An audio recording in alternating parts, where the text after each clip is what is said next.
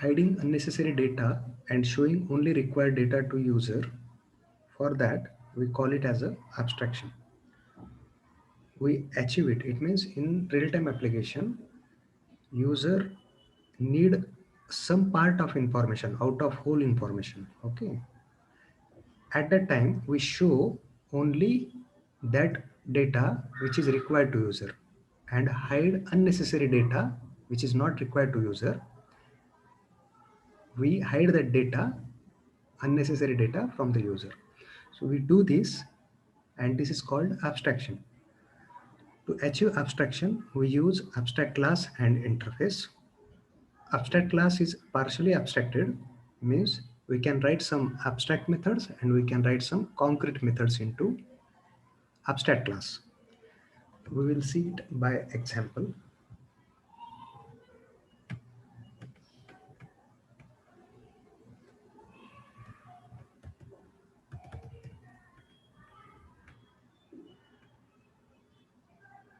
Let's take one package.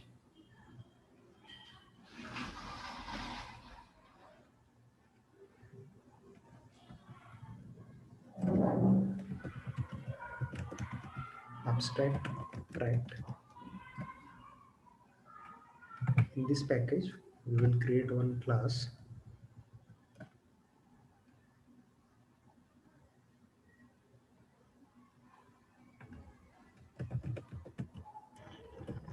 base, or we can call that class car bazaar. Public static void main finish. How we achieve abstraction? We see that abstract class car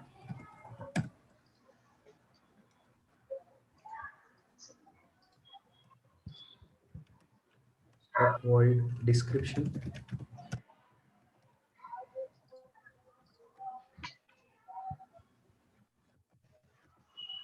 abstract void price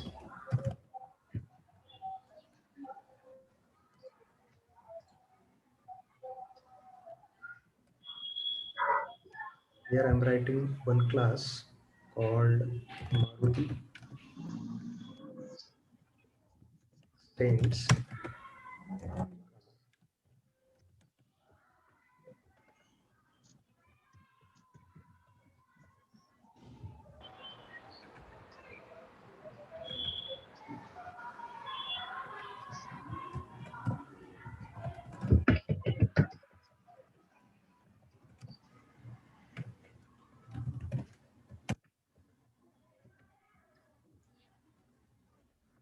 Car is a class which is abstract, and abstract class has abstract methods.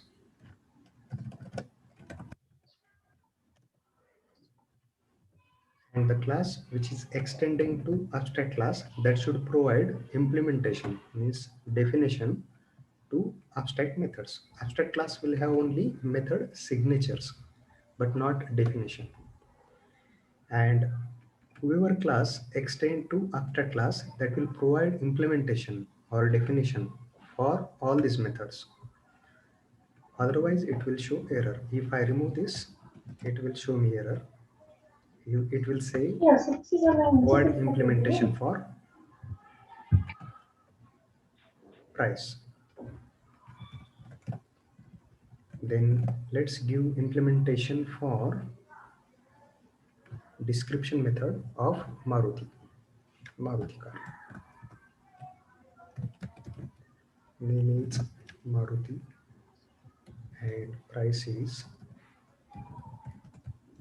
for Maruti car is 3 lakhs.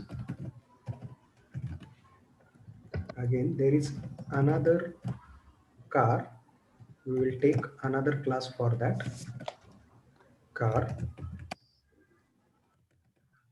Suzuki extends car.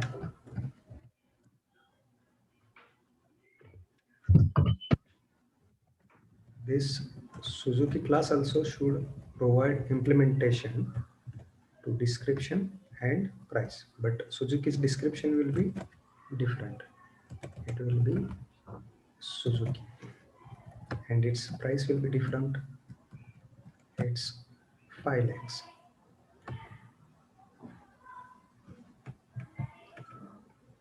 Now, how to call implementations? Okay, if I want to call implementation of Maruti class, okay, then what I should do, I should create a reference variable of car and will assign object of Maruti to it. Here car C1 equals to new Maruti.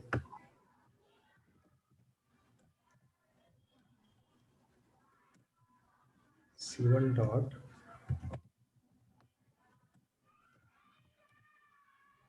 description, C1 dot price.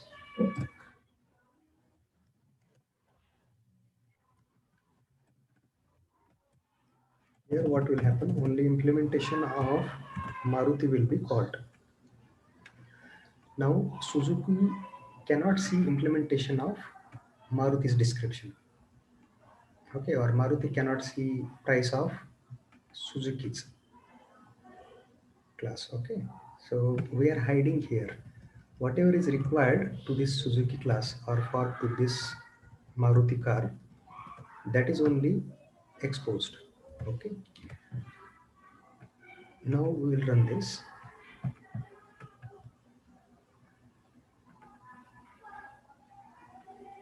Now Maruti, we are passing Maruti object. Okay, Maruti is accessing now. It will not access Suzuki's properties. Okay, it will access only Maruti class properties. Okay, and method names are same. So Maruti will give different implementation for these methods, and Suzuki will give different implementation for these methods. Okay, this class will be abstract. How we achieve abstraction? We write a class, we make it abstract by using abstract keyword. We write abstract before that class to make it abstract class. Then abstract class contains abstract methods which does not have any implementation or definition. It's just a signature, and any class can extend to this car and can provide his implementation. That will be different and that will not be visible by other classes or users. So that is the thing achieved into the abstraction. Okay. Then we can write some concrete methods in this also. This is abstract method price. We can write some concrete method also. Void color.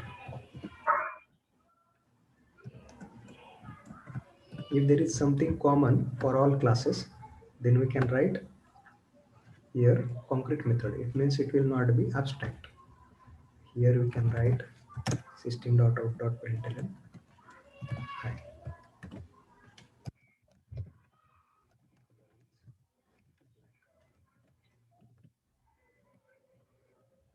This is allowed.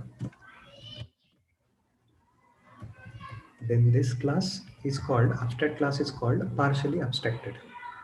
It means it is not completely abstracted. It may have abstract methods as well as concrete methods. Means non-abstract methods. If this class extends to car and don't want to provide implementation to price method, then what this class should do? Error it shows. Yeah, it shows error because it's not providing implementation. So here one more advantage of abstract class is we are defining some standards, some standard names, and giving authority to third party to provide their implementation to this class. Okay, so there are lots of different car companies. Everyone will give different implementation to these methods. So whoever will extend this, they can give their implementation. The method name will be same. Then if this class does not provide implementation for a particular method, then that's okay, but this class should be then again made abstract. If we don't want to provide all implementation of abstract class, then we should make this class as a abstract.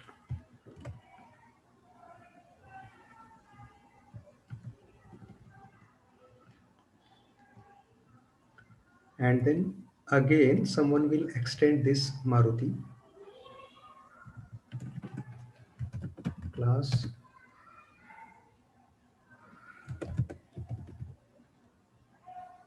Maruti partner.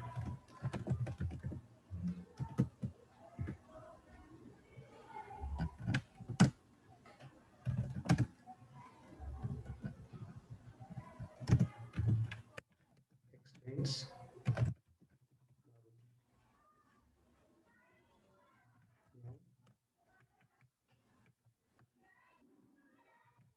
provide here implementation. So description we already provided, but we not provided for price method. That's why we must provide here implementation for price method. So we can do like this.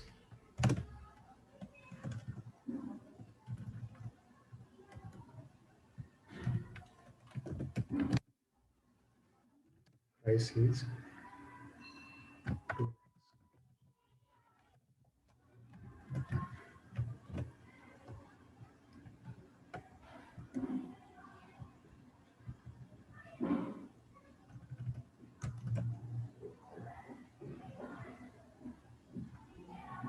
Now this is an abstract method. We cannot assign this. We'll assign Maruti partner.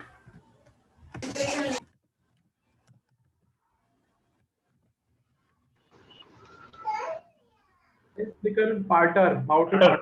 partner spelling is wrong. Here in writing the class.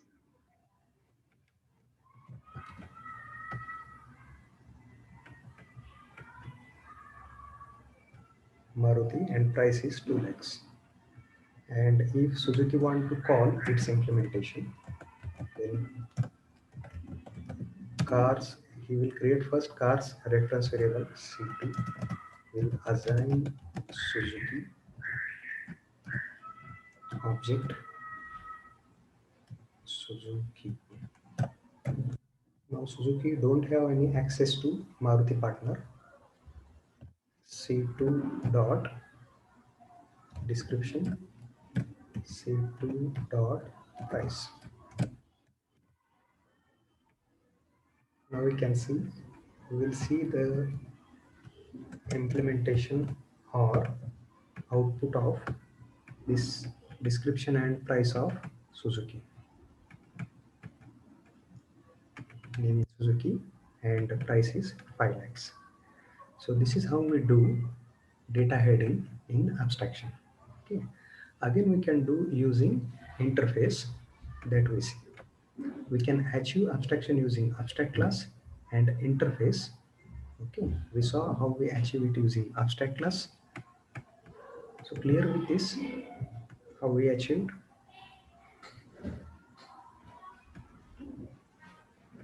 Sir, what about that color is black? It is not printing anywhere. Yeah. Maruti partner is also not accessible to it. Just a second.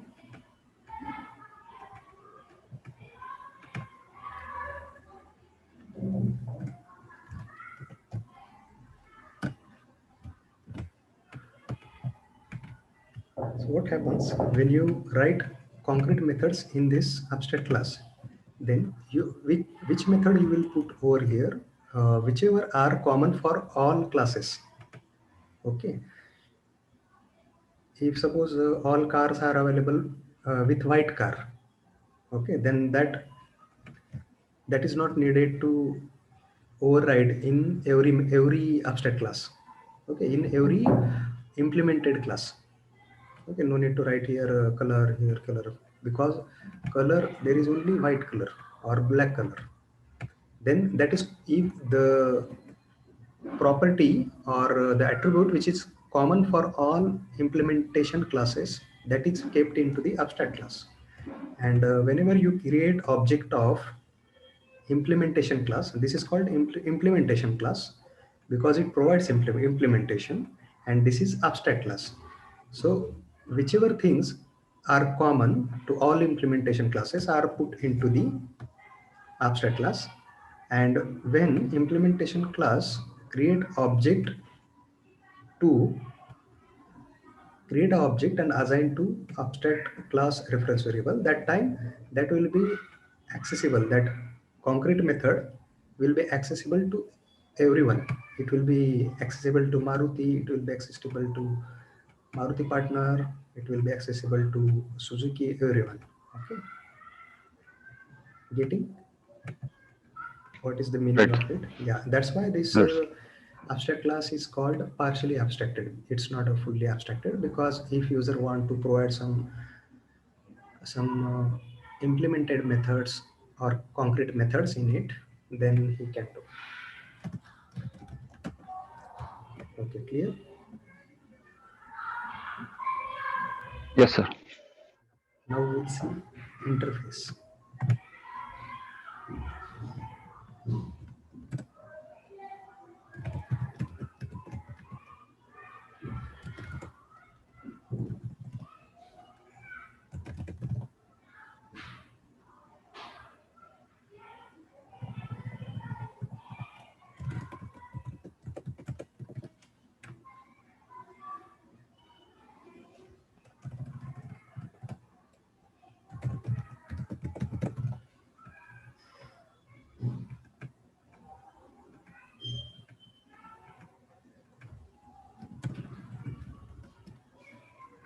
Interface is a keyword used to declare interface.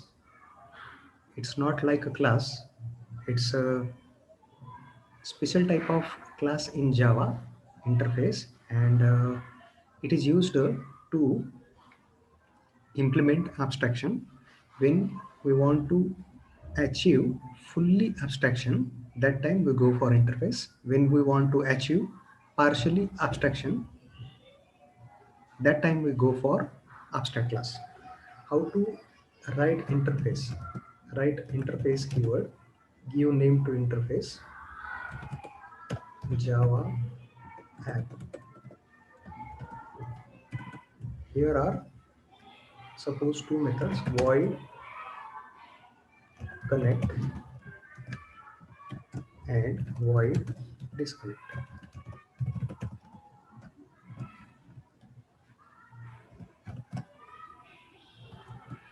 Here is a class MySQL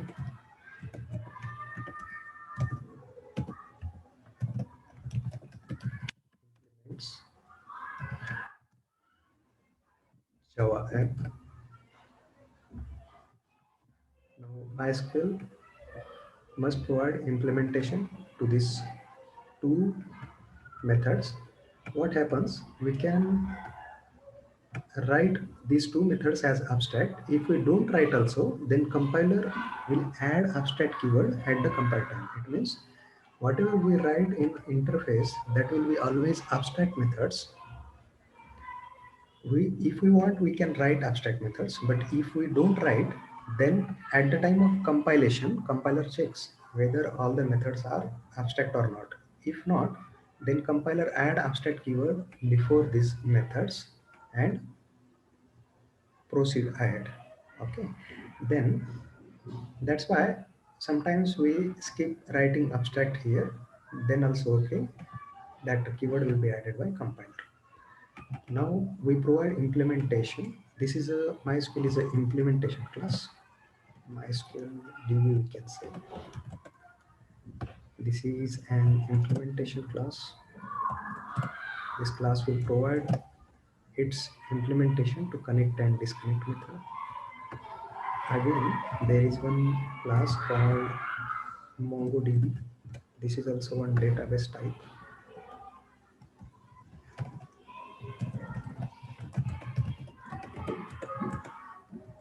implements Java app, connect, disconnect.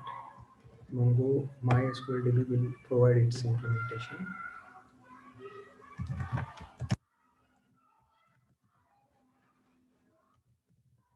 Here is some code to connect MySQL database to load driver class to achieve connection by using username, password, what is IP of database machine, all these things. All that code is written in this connect method. We suppose this, and after that connected to MySQL. Here is a code. When we connect to database and we do some operations, add, remove element, add element, okay, update element. After that, we whatever operations we perform to DB after connection, then after performing these operations, we disconnect from database. Okay, we close connection, etc. Okay, we close the statement. So for that, we do some necessary things to disconnect from database. So in Java, you can see in JDBC, there is a JDBC topic in which you write a code to connect with database and you perform operations. When you complete doing operations, that time at the end, you should release the connection. You should close a driver class, statement, statement object. Okay, all these things you must do to avoid data loss. Okay, if we don't do so, then data can be lost. That's why we needed to disconnect from MySQLDB after doing whatever required operations we wanted to do.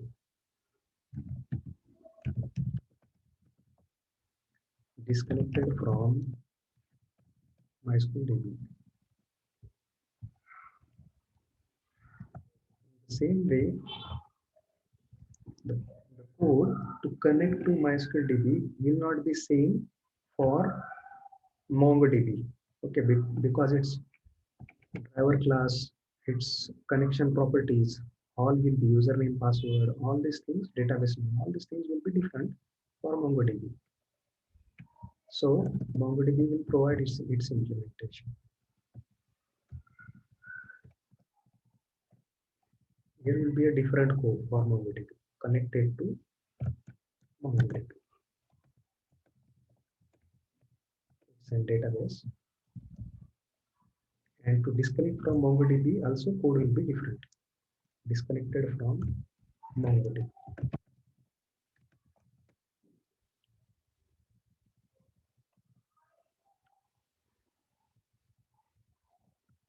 Here the way is same. We will create reference variable of interface. Java app g equals to new. If MongoDB want to create connection, then we will pass an object g dot connect, g dot disconnect. We say the difference between abstract class and interface is this is fully abstracted and abstract class is partially abstracted. Means we cannot write implemented methods or concrete methods, non-abstract methods into this interface, but in abstract class we can do so.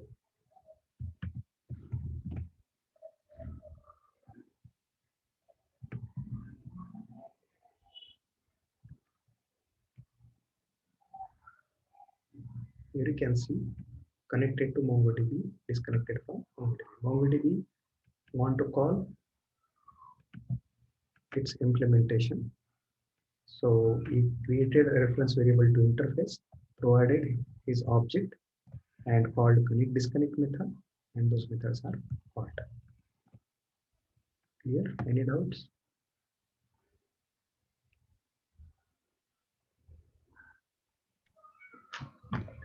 So if I do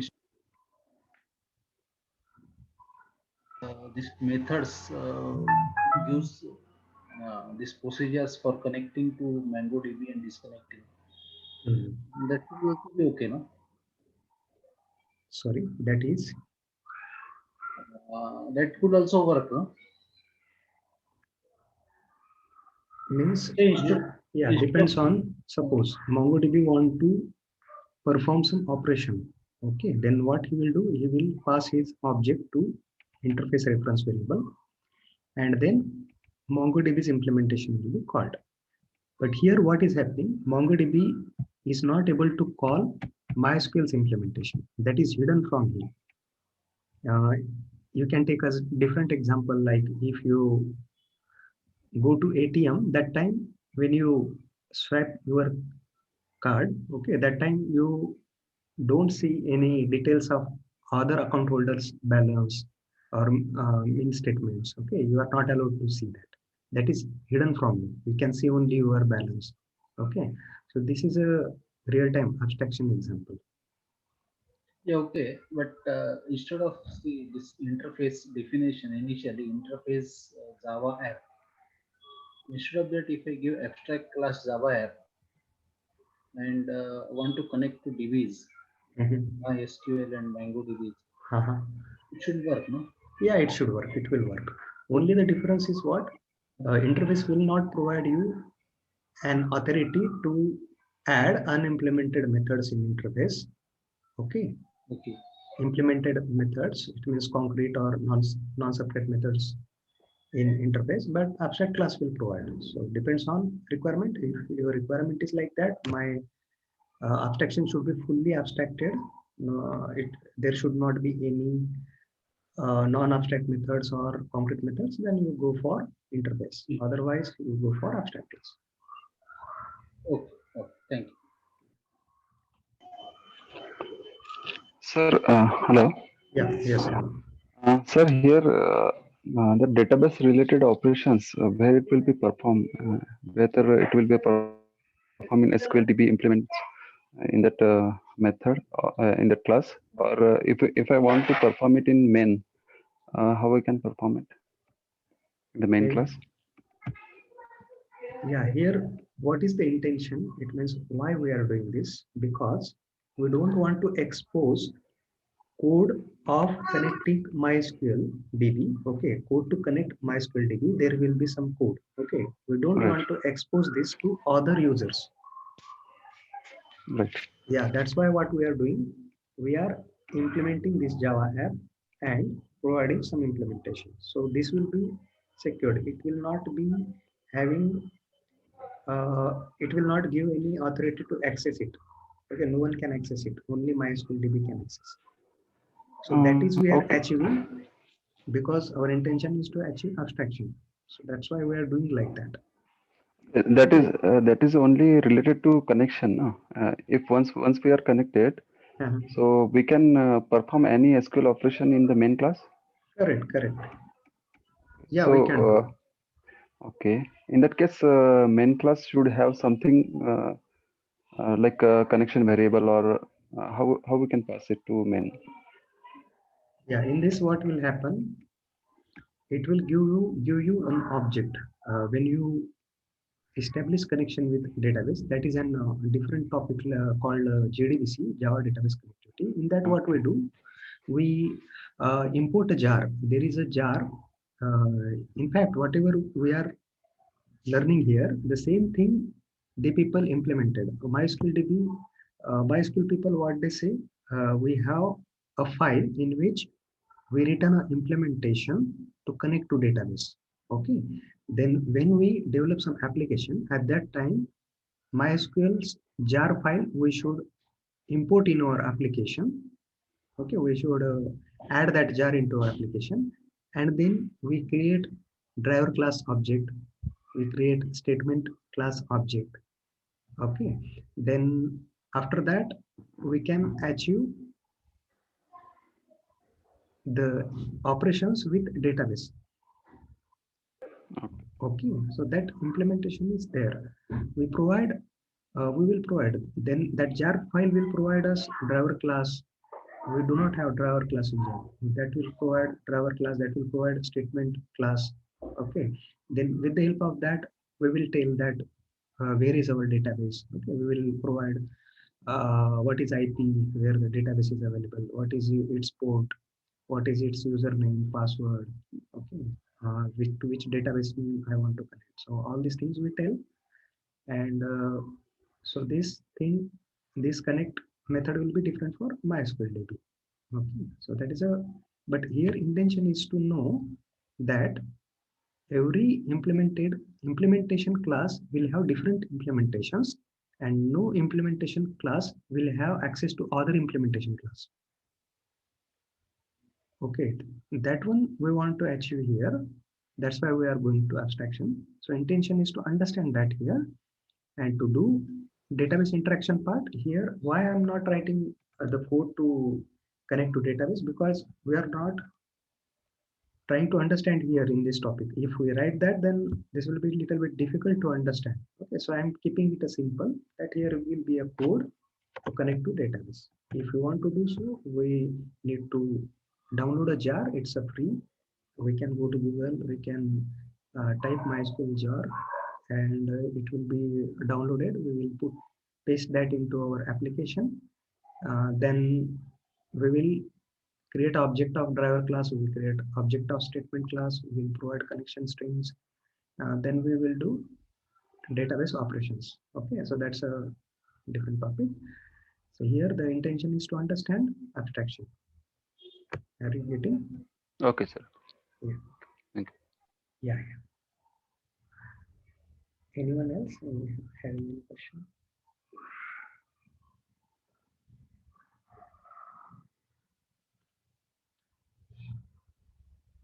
Okay, let's go ahead. This Yeah. when we implement a class, it says extends class, and then interfaces implements. Yeah, that is a different way to to provide implementation to abstract class. We need to extend, and to provide implementation to interface, we need to implement. It means we extend to abstract class and we implement to interface. Like I for implement, I for interface. So we can have I means interface will implement, and then extend for other. Yeah, extends for abstract class. To remember, we can remember like that. Okay. Okay. Thank you. Yeah. Okay, let's go ahead.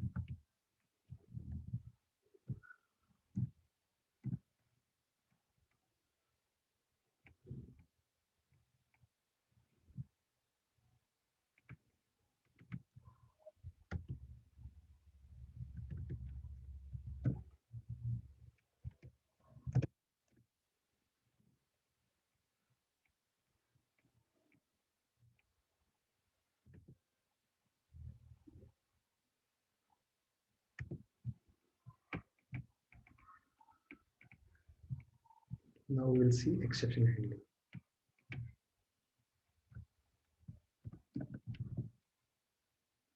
Exception is an unexpected event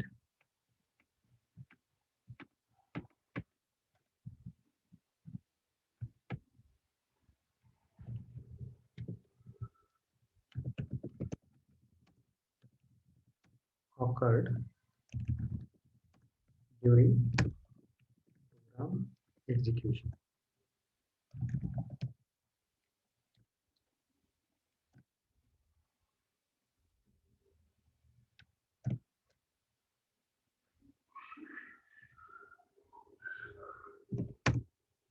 To show this is exception, and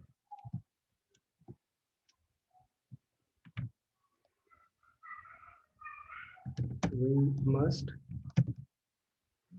handle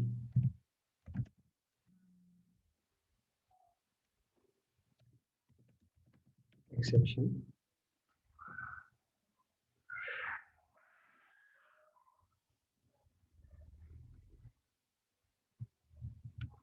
we must handle exception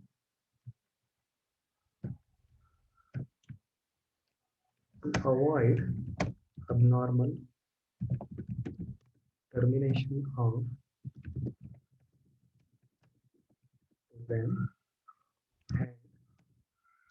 show customized message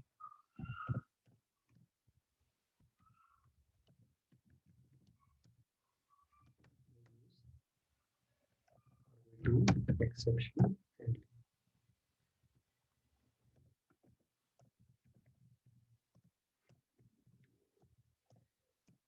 We achieve it using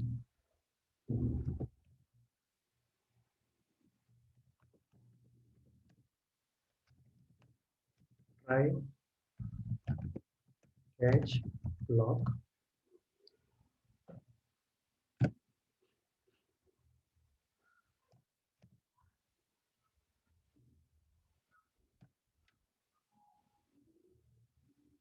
Now see one example how we achieve exception handling.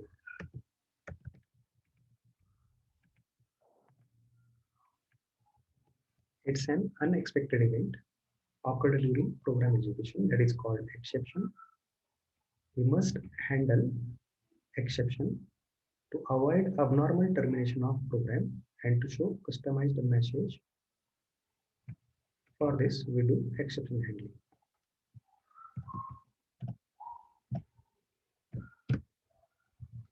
Unexpected event means what? Suppose our application is running and immediately some electricity went, okay, or some devices crashed, so our program stopped, okay. There can be any reason, or user written some unexpected code, some wrong code. That's why also program may stop immediately, okay. Program may terminate abnormally. So that can be happened. That is called exception, and we must handle that using try catch block to avoid that abnormal termination of program. Otherwise, what can happen?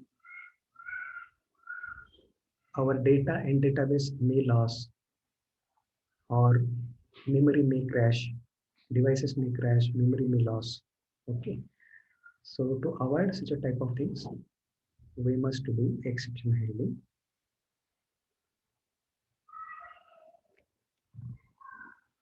Let us see how to do it. First, we will see how exceptions are. After that, we will see how to handle that.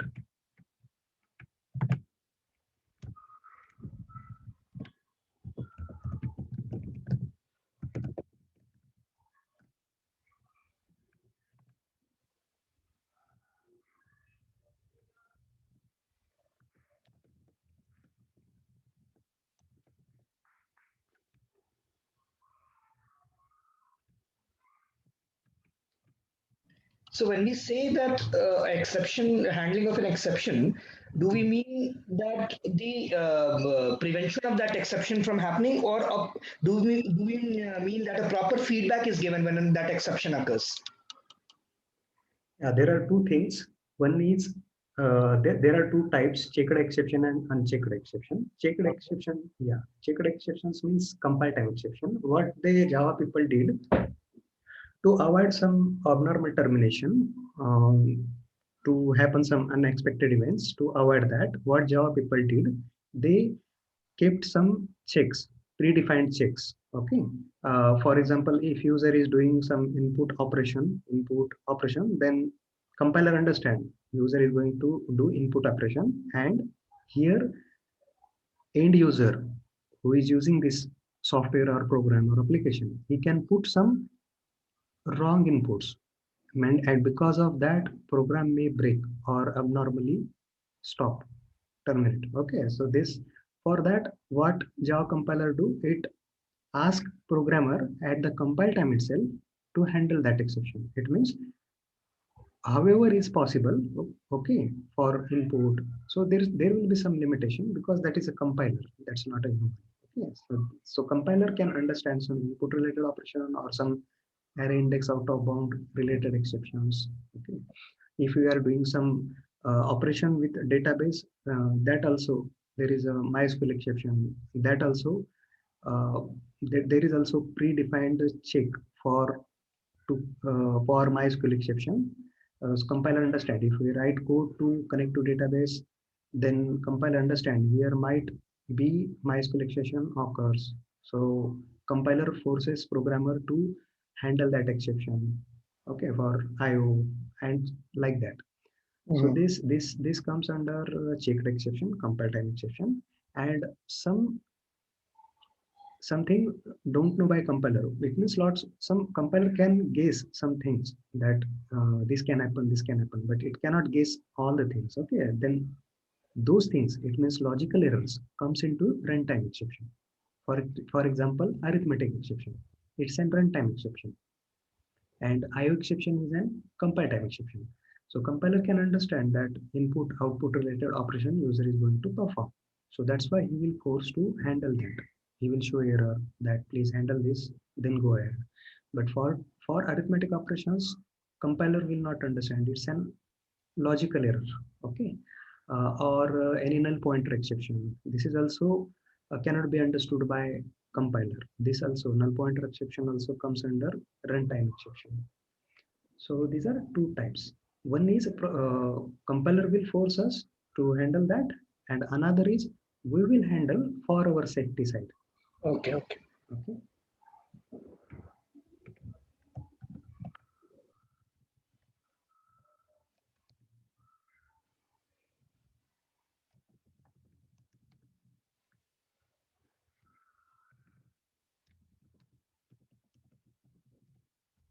It means good question.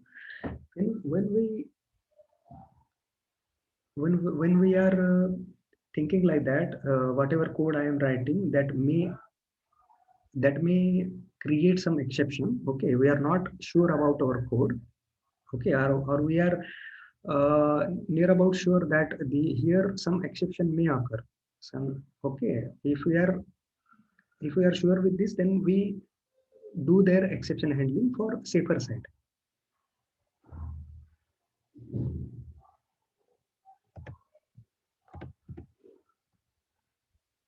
It means for runtime exception, it's our choice to write, but for compile time, compiler will force us. Okay. Here I will do division operation int num1 and num2 div variable. Num1 has 20 value, num2 has 5.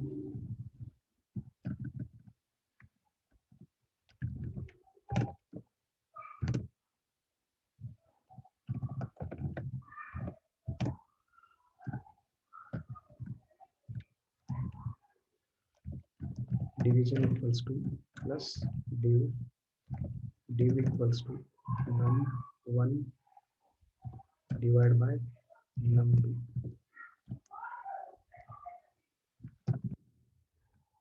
When I run this program here, I taken two variables num1 num2. I will perform division and will print whatever division is. Here we will not get any exception. Simply division will be displayed, that is 4. 20 divided by 5, that is 4. But what if I provide here 0?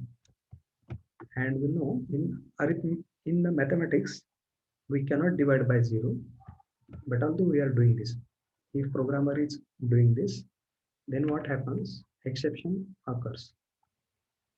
You can see here exception in thread name, arithmetic exception is occurred slash by 0.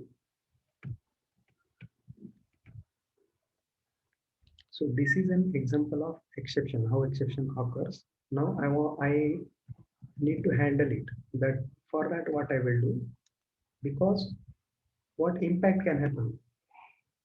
Okay, what we can lose if exception comes, and if we don't handle, then what problem can arise? Okay, So can if there's occur. an exception, if this kind of exception is there, then the program itself or the Java compiler itself understands that the program, it will not let the program to go ahead. Correct?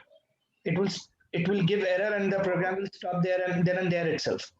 No. What will happen when exception occurs? When exception occurs, what happens? Program immediately stops. I've shown you one example. If I write some code after this. Okay, here execution completed. This is some code here. If I give here 4, you can observe, if I give here 4, then exception will not occur. Then this statement is executed. Okay, for example, this statement is to release resources.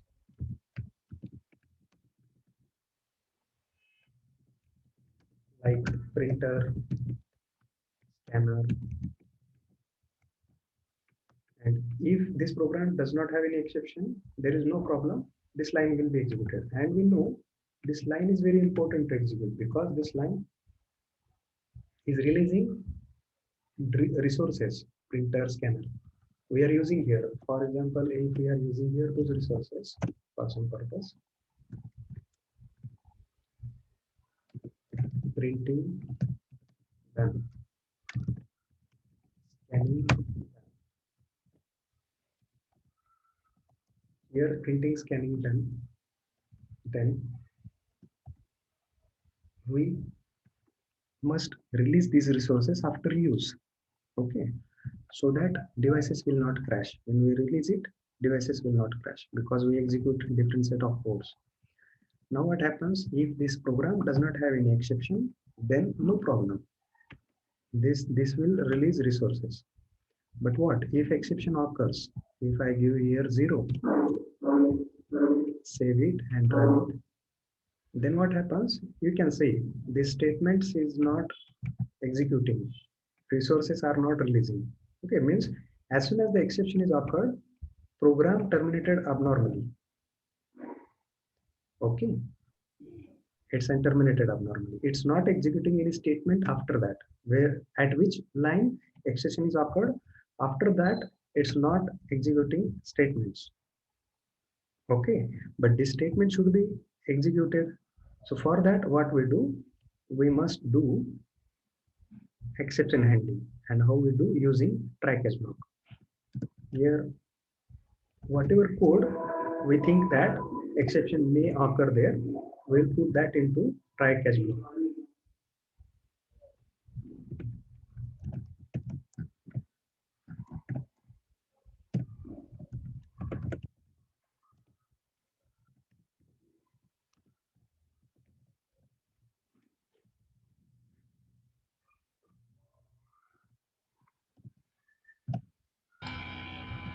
Try is not completed. Try is not completed. Yeah, wait.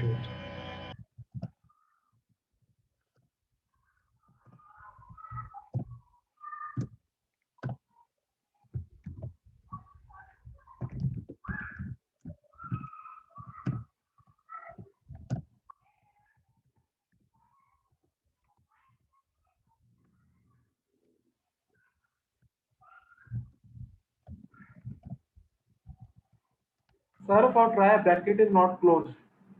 For try. Bracket is not closed. Wait. Try. I'm writing. Wait. I'm just aligning it properly.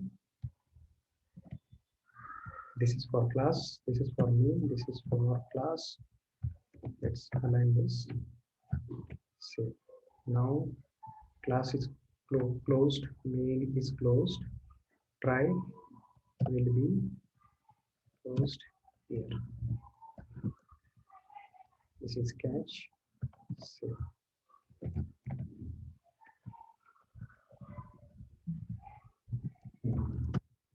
Now here what will happen?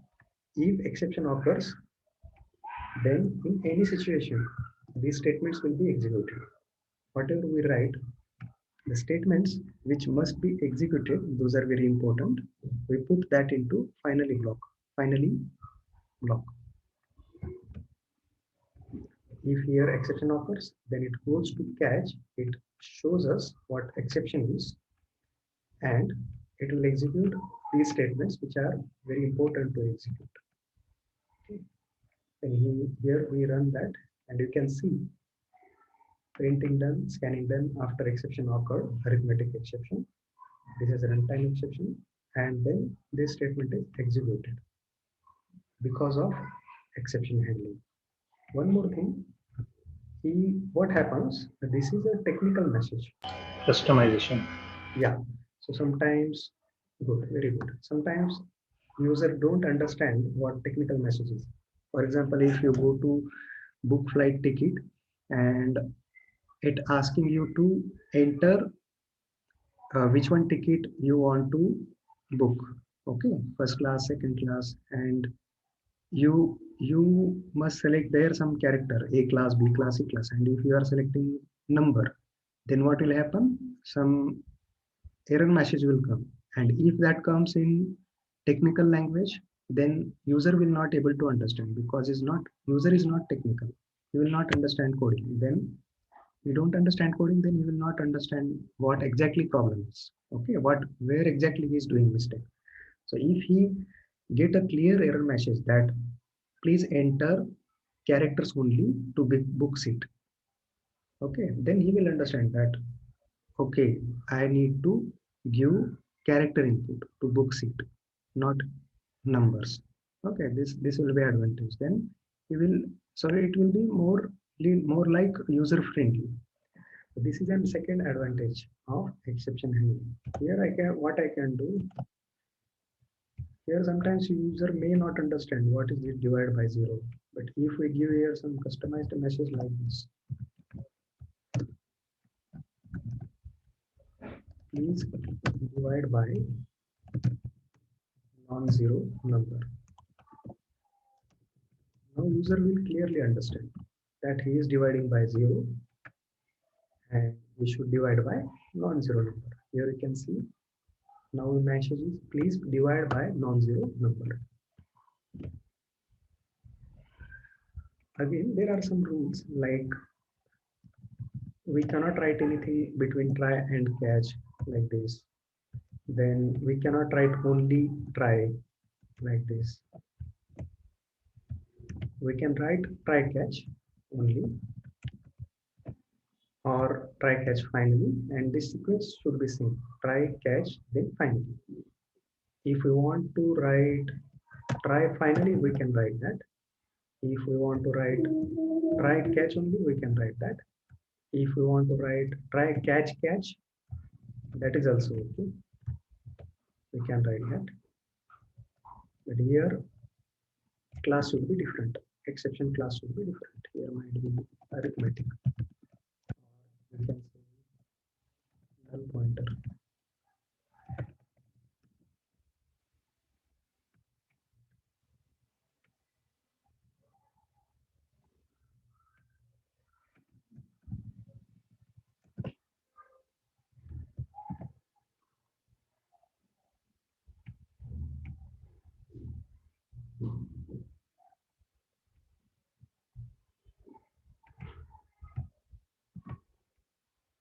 Yeah, this should be, So name should be different. E1, E2 you can give. yeah, we'll do that. E2 will give, but one more problem is there. Here should be, just a second.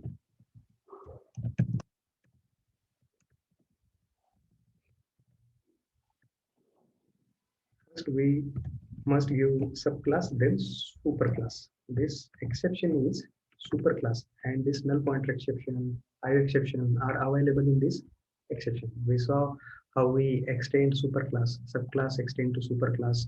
Then this is a superclass, and internally this is Java's implementation. Okay, Java people did this. They written one exception class, and they written null pointer exception, SQL exception, IO exception, such a type of uh, compile time exception classes which extends to exception class. So here is a rule: if you are writing more catch blocks, why error was coming? Because here you, if you are writing more than one catch, then first it's needed to write subclass object first, then superclass. We were writing first superclass, then subclass. That's why error was coming. What care we need to take? We need to write here subclass first and then superclass object. Okay, so this is also a rule. Then if I don't want to show my customized exception, then I can do like this, e2 dot print stack trace.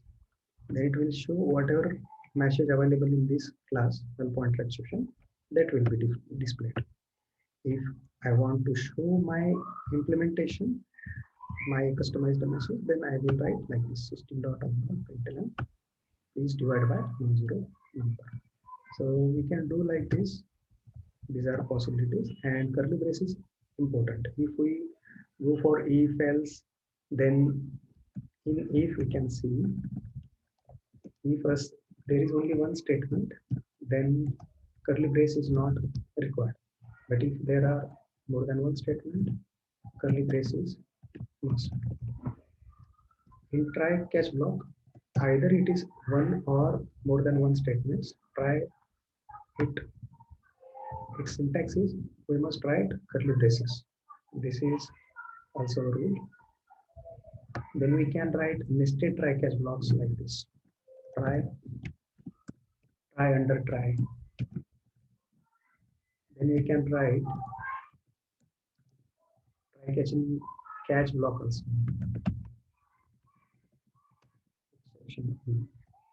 We can write nested try catching catch also.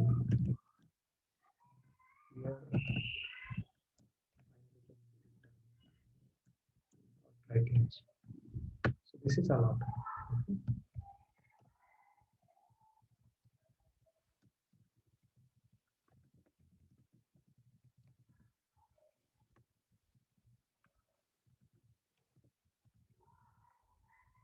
This is called nested try catch blocks. That is allowed. We do it for loops also sometimes, for conditional statements also.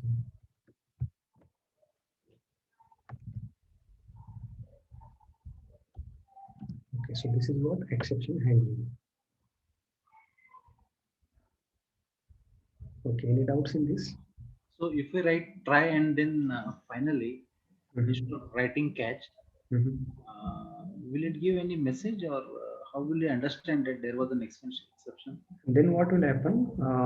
We will not able to show customized message, but we will be able to handle exception and to execute some IMP statements, important statements.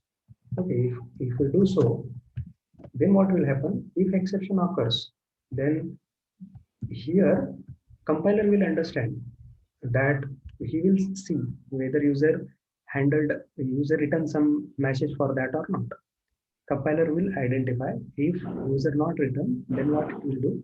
It will identify which type of exception is this. As soon as exception occurs, compiler identify which type of exception is this. Okay, this is an arithmetic type of exception. Then it will load a class for that. That is arithmetic exception class, which extends to exception superclass. Then compiler create object to that. Before that, compiler check whether user written customized message for that or not. If user written, then it will print users message. If user not written catch, then it will create object of that identified class, that is arithmetic exception, and it will print message whatever available over there. So here we will not get any customized message, but the exception will be handled because we are not missing to execute important statements. No, not about customized message, but Mhm. the default message also will not be given, or will it be given default message? Which default That, messages? that machine. Yeah, default message will be given. That is called a technical message. Technical message will be given, even if we don't write catch here. Correct, correct. Okay. Even if we don't write, technical message will be displayed. So user will understand he has made some mistake, even if he don't understand the language of technical message, he will understand some mistake is being done. Yeah, he will understand some mistake will be done, but it's okay. Depends on that. That user don't think that this statements may not offer exception, and although whatever Java source exception here, message here, that can be understood by user. No need to write here catch, so we can skip for catch and can go for finally. Okay. Thank you. Yeah, yes. Sir, here in case, in this case, we are handling only one type of error divided by zero, right? Yeah. If try catch block is generating, say five different kinds of error. Mhm. So how five different kinds of customized messages can be given for this? Yeah, that's for that we can use nested try catch block. Suppose here Okay. we are writing some more code like the same thing.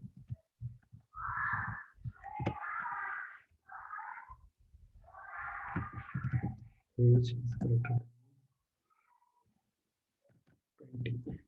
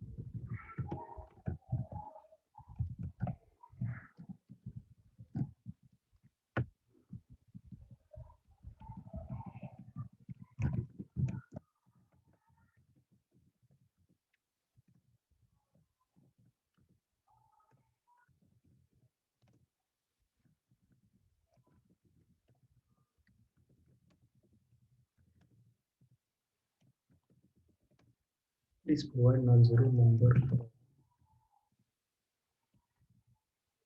num.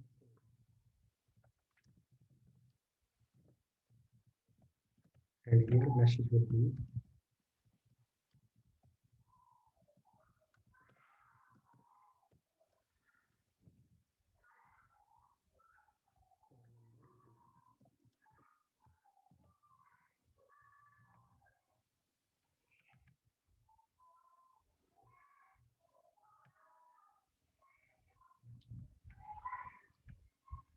division 2 num 4 num 3 num 4. Save and run this. Here you can see some message. Please provide non-zero numbers number for num 4. But if exception occurs in this statement, then this message should be displayed. Some different ones. Num 2. Then we put this code into different try catch block, and we put this code into different try catch block. Here in this code, if exception occurs, then it shows customized message like this. Please provide non-zero number for num 4. If exception occurs in this place, then it will show different message. This one message. Let's take here 0 instead of 10. Save it and run this. Please provide non-zero number for num 2. Now the message is different because the exception is in this area. Okay, in this way you can handle exceptions for various types of codes. Right. Okay, this will be helpful when if these statements are not having exception, then only I want to check some more criteria. In this case, this is useful. Otherwise, you can write different try catch blocks for different codes. For this, you return a try catch block. Then below that, you return try catch block for this. You can write it separately. But this code should be executed if and only if this block is not having any exception. In that case, we go for nested exceptions. Otherwise, if there is no dependency criteria, then we can write try catch blocks separately also. So we can achieve in that way. Okay, clear? Yes. Can I perform division in catch block also? Sorry. Can I perform division in catch block instead of second try? Instead of second try. Next is the catch. There I can perform division number 3 and 4. I'm not getting what you are asking. Whatever is selected, can you comment that from try? Okay, I commented this. Okay. Okay. Now there is one catch block below. Mhm. Whatever is commented, I want to execute in the catch block. In catch block. Yeah, we can do that.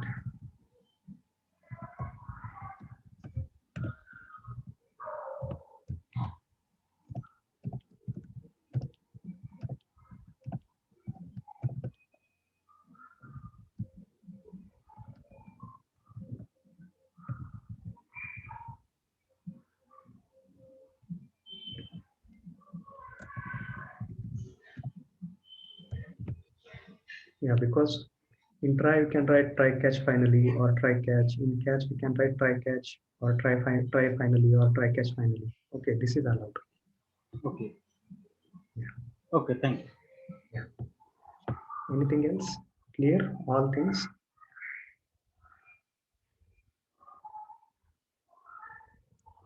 Okay, so do the practice.